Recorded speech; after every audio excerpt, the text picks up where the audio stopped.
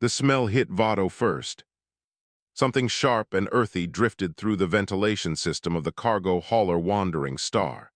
The Gren engineer stopped mid-step in the corridor, his armored shell plates clicking together in alarm. In 20 years of space travel, he had never encountered this particular scent.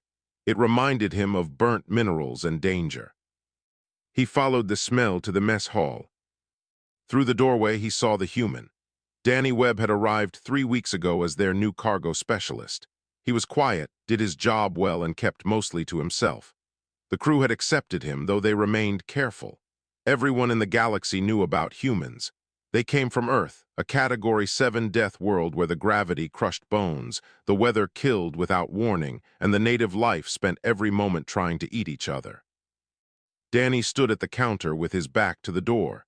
He was doing something with metal and glass objects that Votto did not recognize. The Gren watched in silence. Danny held a small metal cylinder with a handle on top. He turned the handle in slow circles, and the cylinder made a grinding noise. Dark particles fell from the bottom into a waiting container. The smell grew stronger with each turn of the handle. Then Danny picked up a glass vessel shaped like a cone sitting on top of a cup. He placed a thin white filter inside it and added the dark powder from the grinder. Steam rose from a kettle nearby. Votto's 3 hearts beat faster. The human was preparing something. The metal device was clearly for crushing materials. The glass apparatus looked designed for mixing chemicals, and he was about to add boiling water to the powder. This was a weapon, it had to be. Votto backed away slowly and made his way to the bridge. Captain Scylla looked up from her navigation charts when Votto entered. The Myrene commander was covered in soft gray feathers, and her round eyes could see in almost complete darkness. She was known for her calm logic and fair leadership. "What troubles you, engineer?" she asked. "The human," Votto said, keeping his voice low. "He has brought equipment aboard, strange equipment. I believe it may be a weapon." Scylla's feathers flattened against her head, a sign of concern. She called for Riss, their Kelloran navigator, to join them. Riss arrived moments later, her 4 eyes blinking in sequence. Her translucent skin showed the faint blue glow of her blood vessels beneath. She was the tallest of the crew and had worked with 3 other humans before Danny. "What kind of weapon?" Riss asked. "I don't know," Votto admitted. "A grinding mechanism for creating powder, a chemical dispersal vessel. He was heating water to activate something." Captain Scylla pulled up the galactic database on her console. She typed in search terms for human weapons and threat assessments. The results made her feathers stand on end. Humans had created weapons that could level cities. They made poisons from plants and chemicals. They built devices that spread fire across entire continents. Their history was written in blood and destruction. "Perhaps we should not panic," Riss suggested. "Danny has been peaceful. He works hard and causes no trouble." "All predators are peaceful until they strike," Votto replied. Captain Scylla studied the database images of human weaponry. Chemical grenades, projectile launchers, incendiary devices. Nothing matched exactly what Votto described, but the components were similar enough to raise alarm. "We will observe him," Scylla decided. "Watch him use this equipment. If he threatens the ship, we will respond accordingly." "And if he deploys the weapon before we can act?" Votto asked. Scylla hesitated. "Then we will vent the mess hall into space." The 3 crew members made their way to the observation room above the mess hall. Through the one-way glass, they could see Danny still at the counter. He had finished grinding and was now pouring hot water in a slow, circular motion over the dark powder. Brown liquid dripped through the filter into the cup below. "He is activating the compound," Votto whispered. "Slowly," Riss noted. "With great care, see how steady his hands are." The liquid continued to drip. Danny watched it with complete focus. His breathing was even and calm. He looked almost peaceful. Finally, the dripping stopped. Danny lifted the cup to his face and inhaled deeply. His eyes closed. A small smile crossed his lips. Then he took a sip. The crew watched in stunned silence. He consumed it, Votto said. He drank his own chemical weapon. Maybe it's not a weapon, Riss offered. Then what is it? None of them had an answer. Below, Danny took another sip and sighed happily. He carried his cup to the small table by the viewport and sat down, gazing out at the stars. He looked content, relaxed, completely unaware that 3 aliens were watching him from above, trying to decide if he was a threat. Captain Scylla made her decision. Tomorrow, we will confront him directly. Whatever that substance is, whatever that equipment does, we must know the truth. Votto nodded grimly.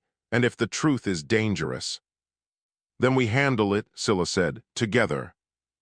Above them, Danny finished his drink and washed his cup in the small sink.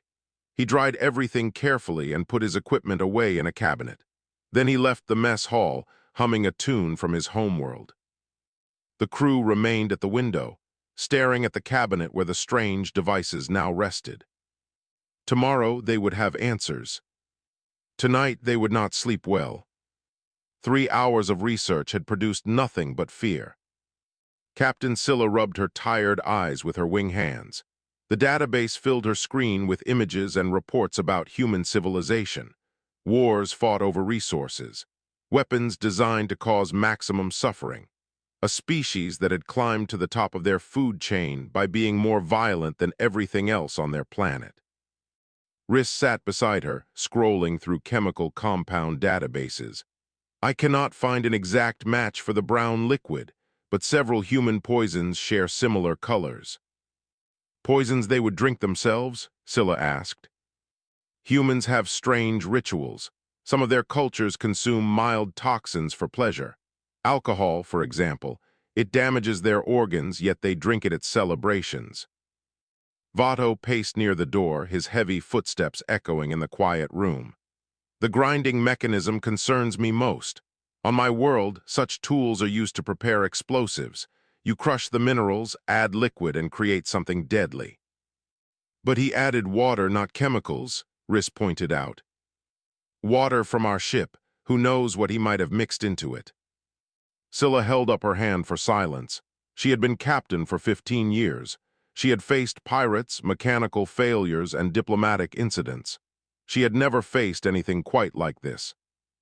We are speculating, she said. We need facts. She pulled up Danny Webb's personnel file. Born in a city called Seattle on the North American continent. Worked various jobs before joining merchant crews. No criminal record, no military training. His psychological evaluation described him as calm, friendly, and reliable. None of that meant he was safe. I have an idea, Riss said. Let me observe his next ritual from closer range. If I can see exactly what he does, we might understand better. Too dangerous, Votto protested. Danny has given us no reason to fear him. Perhaps we are overreacting. Captain Scylla considered this. Riss had more experience with humans than any of them. She understood their strange behaviors better. Very well, Scylla agreed. But we will monitor everything from the bridge. If anything seems wrong, we will act immediately. The next morning came slowly. Danny woke at his usual time and made his way to the mess hall. He did not notice Riss sitting in the corner, pretending to read a data pad. He did not see the tiny camera Captain Scylla had installed near the ceiling. He simply began his ritual. First, he filled his kettle with water and set it to heat. Then he opened his cabinet and removed the metal grinder and glass apparatus. He measured dark seeds from a small bag, counted them carefully, and dropped them into the grinder. The grinding began. On the bridge, Votto watched the video feed with growing tension. That sound, it sets my nerves on edge.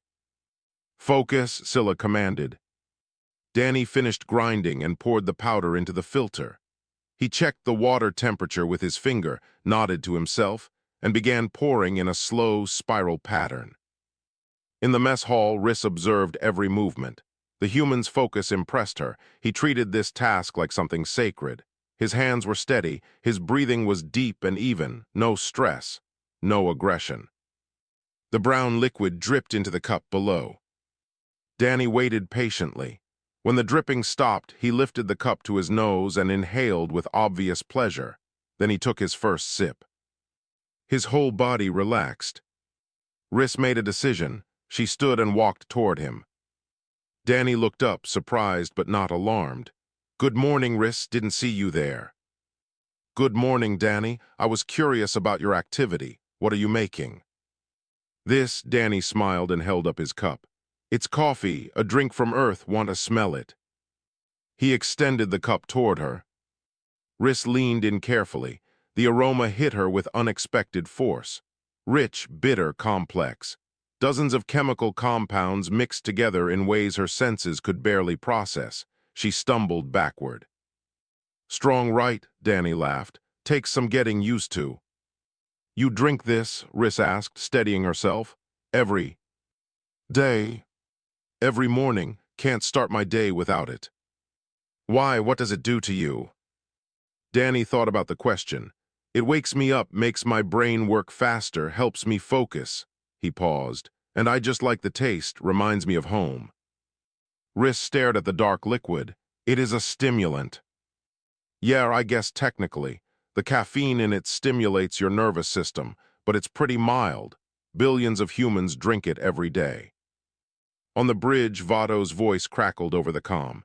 "A stimulant, he just admitted it. Combat drugs." Captain Scylla silenced him with a gesture. In the mess hall, Danny noticed Riss's concerned expression. "Is everything okay? You seem worried about something." Riss chose her words carefully. "Your equipment, we did not recognize it. Some of us were concerned." Understanding dawned on Danny's face. Oh no, you thought this was a weapon." The possibility was discussed. Danny laughed again, louder this time. The sound echoed off the metal walls. To Riss, it sounded like a predator's warning call. She fought the urge to run. "It's just coffee," Danny said. "I promise. The most dangerous thing about it is the caffeine crash in the afternoon." Riss did not know what a caffeine crash was, but she nodded anyway. She had learned something important today. The human was not building a weapon. He was simply performing a morning ritual, same as any other species might. But she still could not shake the feeling that something about Danny Webb was more dangerous than he appeared. She just could not figure out what. Nobody had slept well aboard the Wandering Star. Captain Scylla gathered her crew in the corridor outside the mess hall. Riss stood to her left, her 4 eyes showing signs of exhaustion. Vato waited on her right, his shell plates locked tight in a defensive posture. Inside, they could hear Danny moving around, beginning his morning routine. "We approach this calmly," Scylla instructed. "No accusations, no threats. We simply ask questions and listen to answers." "And if his answers are lies?" Vato asked. "Then we deal with that when it happens, but we give him a chance to explain first." Riss shifted uncomfortably. "After yesterday, I believe him. The coffee ritual seems harmless." "Seeming harmless and being harmless are different things," Scylla replied. "We need certainty." She pressed the door control, and they entered together. Danny looked up. From his grinding, he saw 3 crew members standing in formation, and his hands stopped moving. For a moment, nobody spoke. The only sound was the gentle hum of the ship's engines. "Good morning," Danny said carefully. "This feels like more than a social visit." Captain Scylla stepped forward. "Danny Webb, we need to discuss your equipment." Danny set down his grinder. "Riss mentioned yesterday that some people were worried. I thought we cleared that up." "We have additional questions." Danny leaned against the counter and crossed his arms, not aggressive, just comfortable. "Okay, ask away." Scylla pulled up images on her data pad. Chemical weapons, biological agents, explosive compounds. She showed them to Danny one by one. "Your grinding device resembles tools used to prepare dangerous materials. Your brewing apparatus matches profiles for chemical dispersal systems. The substance you consume contains stimulants that enhance physical and mental performance." Danny listened without interrupting. "We are not accusing you of anything," Scylla continued, "but we need to understand what you have brought onto this ship." Danny nodded slowly. He turned back to the counter and picked up his bag of coffee beans. He held it out toward the captain. "These are seeds," he said. "They grow on plants in the tropical regions of Earth. Farmers pick them, dry them, and roast them over fire. That roasting is what makes them brown and gives them flavor." He handed the bag to Vado, who held it like it might explode. "The grinder crushes them into powder, nothing more. The glass thing is just a filter. It separates the grounds from the water so I don't drink chunky bits." He picked up his cup, which already contained the brown liquid from his interrupted preparation. "And this is coffee. Humans have been drinking it for over 1,000 years. We trade it, sell it, share it with friends. Some people drink 5 or 6 cups every day." Vado opened the bag and sniffed cautiously. His face twisted in confusion. "It smells like burning." "That's the roast. Darker roasts smell more burnt. I prefer medium roast myself." "And the stimulant effect?" Scylla asked. "You said it enhances your abilities." Danny shrugged. "A little. It makes you feel more awake, more alert. But it's not like military combat drugs or anything. Kids on Earth drink weaker versions of it." "Children consume this substance?" "Well, not. Usually straight coffee. But drinks that contain caffeine, yeah, it's really common." Riss stepped forward. "Danny, please understand our concern. Your species comes from a death world. Your history is filled with violence. When we saw unfamiliar equipment and unknown substances, our instincts warned us of danger." Danny's expression softened. "I get it, I really do. Humans have a reputation and not all of it is undeserved. But I'm not a soldier, I'm not a spy. I'm just a guy who worked in coffee shops before he went into space." "Coffee shops?" Vado repeated. "Places where people gather to drink coffee together. I used to make drinks for customers all day. It was my job." Captain Scylla processed this information. A human whose profession was preparing this beverage for others. Not a warrior, a servant of sorts. It seemed too simple to be true. "Would you be willing to demonstrate the complete process?" she asked. "From beginning to end with full explanation." "Sure," Danny straightened up and gestured to the counter. "Pull up some chairs, this might take a few minutes." The crew found seats around the small table. Danny began his ritual again, this time narrating every step. "First, you measure the beans. I use about 20 grams for 1 cup, then you grind them." The grinding sound filled the room. "You want the pieces to be roughly the same size. Too fine and the coffee tastes bitter. Too coarse and it tastes weak."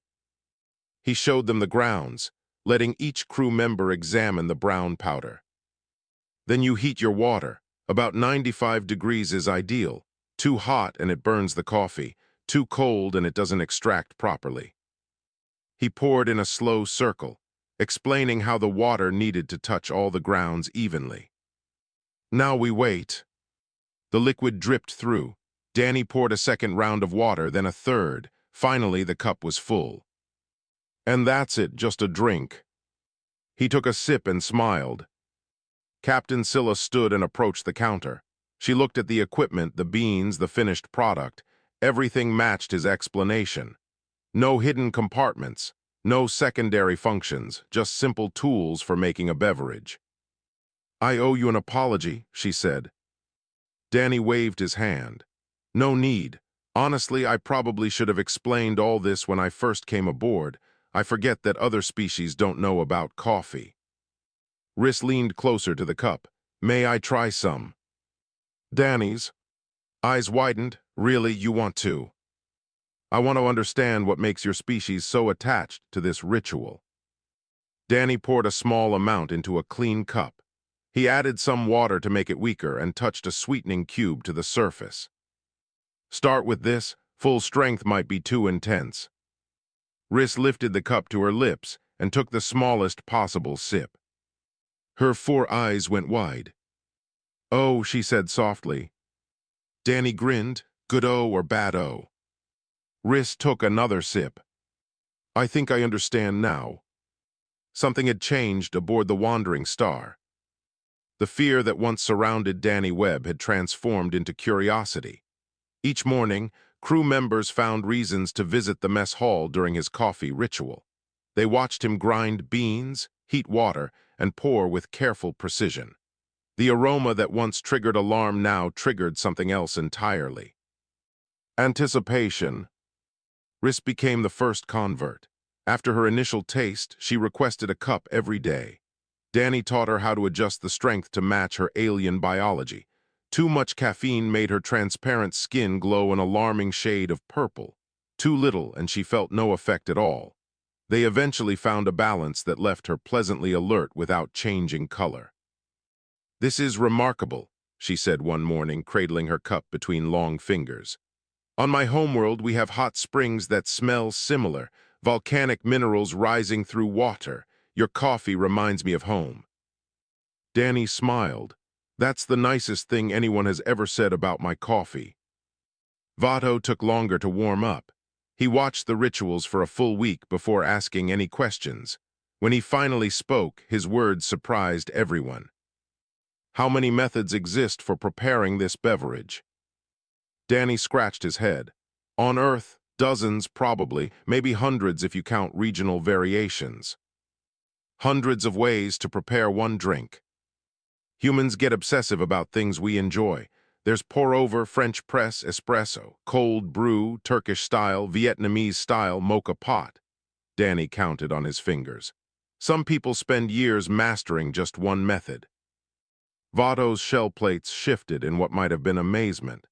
"Your species dedicates years of study to hot water and crushed seeds." "When you put it that way, it does sound a bit crazy." "It is completely insane," Vato declared. Then quietly, "I would like to learn more."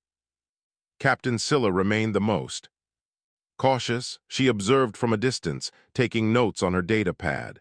She researched Earth's coffee history during her off hours, reading about trade routes and economic impacts. What she found disturbed her. She confronted Danny one evening in the cargo hold. "I have been studying your coffee culture," she said without greeting. Danny set down the crate he was carrying. "Find anything interesting?" "Your species fought wars over this substance." "Wars, really?" "Trade disputes that escalated into armed conflict. Colonial expansion driven by demand for coffee production. Economic systems built entirely around controlling coffee supplies." Danny rubbed the back of his neck awkwardly. "Yeah, I guess that's true. Humans have fought wars over pretty much everything at some point. But this is a beverage, a simple drink. Why would anyone die for it?" Danny thought about the question for a long moment. "I think it's not really about the coffee itself. It's about what coffee represents. Morning routines, conversations with friends, moments of peace in a busy day. Humans get attached to their rituals. They'll fight to protect the things that bring them comfort." Scylla processed this. So the wars were not about the drink, they were about the feeling the drink provides. "Something like that. That is simultaneously beautiful and terrifying." "Welcome to humanity," Danny said with a small laugh. Days passed. The coffee ritual became a ship tradition. Riss joined Danny every morning without fail. Vato started assisting with the grinding process, fascinated by the mechanics involved. Even Captain Scylla began appearing during brewing time, though she still refused to taste the product itself. One morning, Danny decided to experiment. "I want to try something," he announced to his assembled audience. "Riss, I'm going to make yours a bit stronger today. Vato, I found some flavor compounds in the cargo that might complement the coffee. And Captain, I'm going to make you the weakest, sweetest version possible." "I have not agreed to consume any," Scylla protested. "Just smell it then, no pressure." He worked carefully, preparing 3 different cups. Riss received hers first and immediately closed her eyes in appreciation. Vato sniffed his cautiously before taking a small sip. "Interesting," the Gren admitted. "The added compounds create a cooling sensation." "Right, I thought you'd like that." Finally, Danny placed a cup in front of Captain Scylla. The liquid inside was pale brown, more milk than coffee. Steam rose gently from the surface. Scylla looked at the cup. She looked at Danny. She looked at her crew members, both clearly enjoying their drinks. "One sip," she said, only to understand. She lifted the cup with both wing hands and brought it to her beak. The liquid touched her tongue. Her feathers stood straight up. "This is," she paused, searching for words, "this is unlike anything I have experienced." "Good unlike or bad unlike?" Scylla took another sip before answering. "I understand now why your species treasures this ritual. It is not just a drink, it is an experience." Danny beamed with pride. "Now you get it." "I am not saying I will make a habit of this." "Of course not. But perhaps occasionally, for research purposes." "Naturally." Rhys and Votto exchanged knowing looks. Their captain had been converted. Later that day, Captain Scylla filed an official request with their next supply depot. The Wandering Star would be adding coffee beans to their regular cargo manifest. Danny's personal supply would no longer need to suffice. When Danny saw the request, he felt something warm spread through his chest. It had nothing to do with caffeine. For the first time since leaving Earth, he felt like he truly belonged somewhere. All because of a cup of coffee. The warning alarm shattered the morning peace. Red lights flashed through every corridor of the Wandering Star. Captain Scylla's voice came over the intercom, tight with controlled fear. "All crew to stations. We have been intercepted by Skrell raiders. Do not resist. Repeat, do not resist." Danny was halfway through his coffee ritual when the alarm sounded. He paused, looking at the kettle that had just reached perfect temperature. The beans were already ground. The filter was in place. He was moments away from the best part of his morning. The ship shuddered as something latched onto their hull. Danny made a decision. He poured the water anyway. Heavy footsteps echoed through the corridors. The Skrell were known throughout the sector as ruthless pirates. They took cargo, hostages, and sometimes lives. Their reptilian bodies were covered in gray scales, and their yellow eyes showed no mercy. 3 of them entered the mess hall. They found Danny standing at the counter, watching brown liquid drip slowly into his cup. "Human," the lead pirate growled. His translator box crackled with static. "Step away from whatever you are doing." Danny glanced over his shoulder. He saw weapons pointed at him. He saw armor and muscle and teeth designed for tearing flesh. He turned back to his coffee. "Just a minute," he said calmly. "Almost done." The pirates exchanged confused looks. Most species panicked during raids. They cried, they begged, they ran. This human was doing none of those things. "Did you hear me?" the leader demanded. "I heard you." Danny picked up his cup and took a slow sip. The coffee was perfect, rich and smooth with just a hint of bitterness. "Sorry about that, you were saying." The lead pirate stepped closer. He stood nearly 2 meters tall and outweighed Danny by at least 50 kilograms. His clawed hand could crush a human skull without effort. "You should be afraid, deathworlder." Danny raised his eyebrows. "Should I?" "We are Skrell. We take what we want. We kill those who resist." "I'm not resisting." Danny took another sip. "I'm having coffee. There's a difference." The second pirate leaned toward his leader. "He's insane. The humans on their death world, they break sometimes. Their minds snap." "I can hear you," Danny said. "My mind is fine. This is just my morning routine." He walked past the pirates toward the small table by the viewport. He sat down in his usual chair and continued drinking. His movements were unhurried. His breathing was steady. He might as well have been alone. The pirates followed him, completely uncertain how to proceed.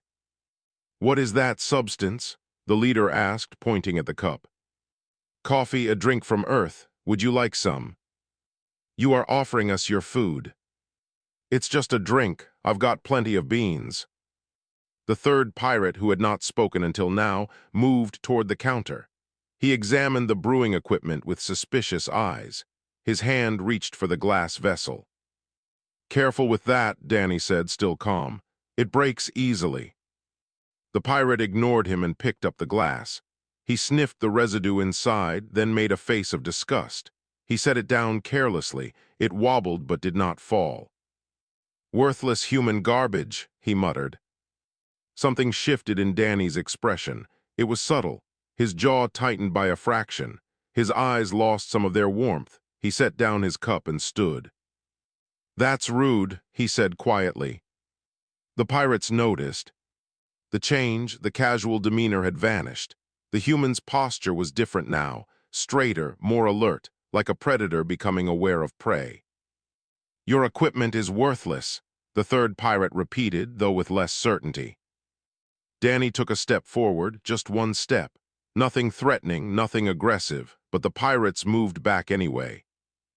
"That equipment," Danny said, "was a gift from my mother. She bought it when I graduated training. She saved for months to afford it." His voice was still calm, still quiet. That made it worse somehow.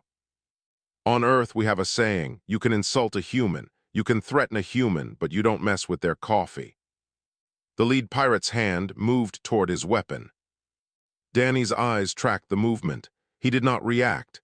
He simply watched the way a predator watches potential danger. "We are leaving," the leader announced suddenly. "This ship has nothing of value." "What about the human?" the second pirate asked. "Leave him." They backed toward the door. Danny remained still, watching them go. He did not blink. He did not look away.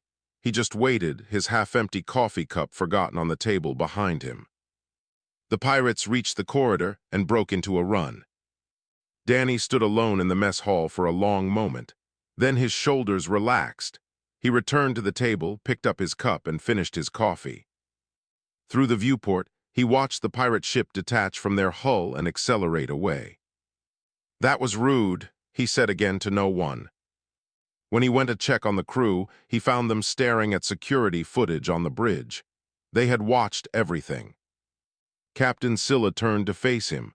Her feathers were pressed flat against her body. "Danny," she said slowly, "what just happened?" Danny shrugged. "They interrupted my coffee." They fled. Armed raiders fled from an unarmed cargo specialist. "I guess they weren't thirsty." Riss spoke up, her voice barely a whisper. "You scared them. You scared Skrull pirates just by standing there." Danny considered this. "I was having a bad morning." The crew stared at him. He smiled innocently. "Anyone want coffee?" Word spread faster than light through the trading stations. A lone human had driven off Skrull pirates without firing a single shot, without even raising his voice. The story grew with each retelling. Some said he had killed 3 raiders with his bare hands. Others claimed he possessed psychic powers. The truth was stranger than any rumor. He had simply refused to be afraid. Back on the wandering star, life returned to normal. The ship continued its cargo routes. The crew performed their duties, and every morning Danny Webb made coffee. But something had changed. The crew no longer saw Danny as just a friendly cargo specialist.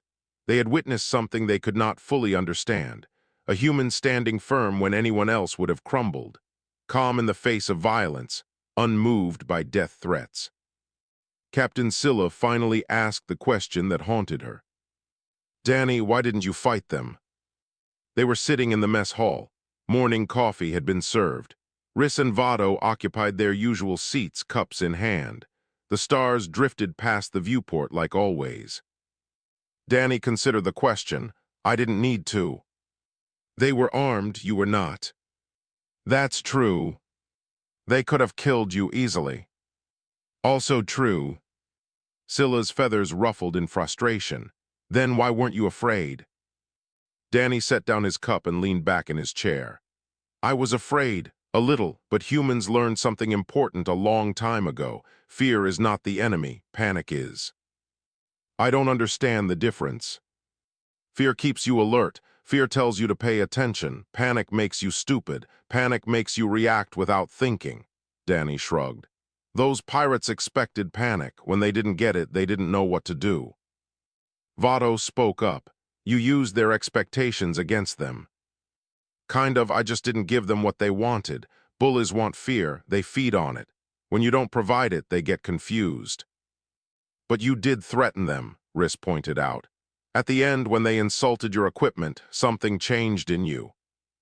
Danny was quiet for a moment. My mother gave me that coffee set. She died 2 years after I left Earth. I never got to say goodbye. The crew fell silent. When that pirate disrespected her gift, I felt something shift. Not anger exactly, more like focus. Every part of me became very still and very awake. The predator response, Scylla said quietly.